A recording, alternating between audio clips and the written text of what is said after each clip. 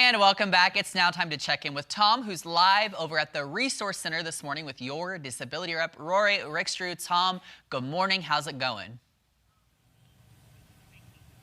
Good morning. It's going fine, and it's always a good thing, you know, when I get to talk to Roy, because I always learn something. Thanks for being here. Thank you for coming. If you weren't here. Oh, this is something I'm pretty sure I've never seen in front of you, a couple of books. What is this all about? Yeah, so the bottom one is a dinosaur. This is the Dictionary of Occupational Titles. And this is a book that Social Security put together in 1973. This happens to be a reprint in 1991. But in theory, it has every job in the national economy in it, as of at least 1973. Okay. It lists the job duties, the strengths, the skill level. There's a reasoning and math score that goes along with it. And so it is what Social Security uses to classify a person's past work and then to see if there's things they could still do despite their condition. Okay, but if you're kind of making a case, I mean, I can guarantee you that, well, I can't guarantee you, but it would be my opinion, 99% of the people aren't going to fall word for word into a book like this. You have to present yourself. Yeah, it does a little, it doesn't do too bad, but you know, the output that comes from the research of this book is based on the input that the client gives. Right. And so when you classify your work for Social Security on a number of questionnaires, it's real important that you're very thorough about the detailed description of your job responsibilities, how much lifting, standing, walking, etc. that you did, because you're helping Social Security to pick the right job out of this book. Okay. This sounds like another example of you really need to be honest with yourself to present yourself honestly. Yeah, right. And you know, the thing is there's a lot of jobs that you would say, oh, I'm a CNA. Well, everybody knows what a CNA is, right? But some people pass meds, so that's a different thing. Some people are more orderlies. I worked at Lakeland years ago, and you know, we wrestled kids to the ground, held them down sometimes. I know. And there were jobs that were basically centered around that. So it's not all as straightforward as what we maybe think that it is.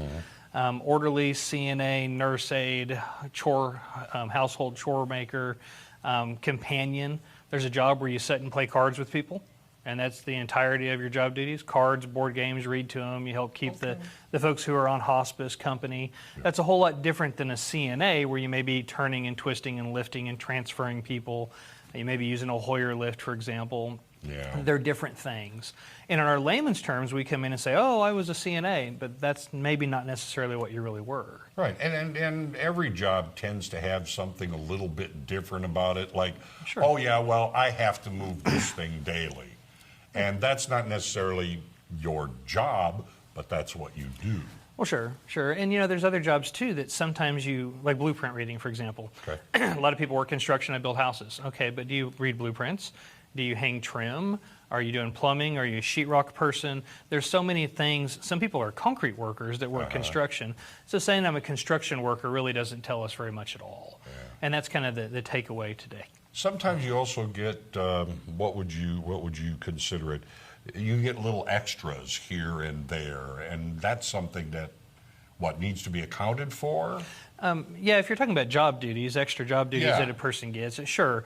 You know, we have to focus on what the majority of your job is. You know, sure, if the boss takes off a week's vacation, maybe you're the lead worker and you're in charge for the day. But if you're not officially hiring and firing or processing payroll or keeping track of time, you're not really a supervisor, you're more of a lead worker. Filling in occasionally when your boss steps away for the afternoon is not the same thing as being the boss. So you got to be careful not to exaggerate your responsibilities. What about accommodations?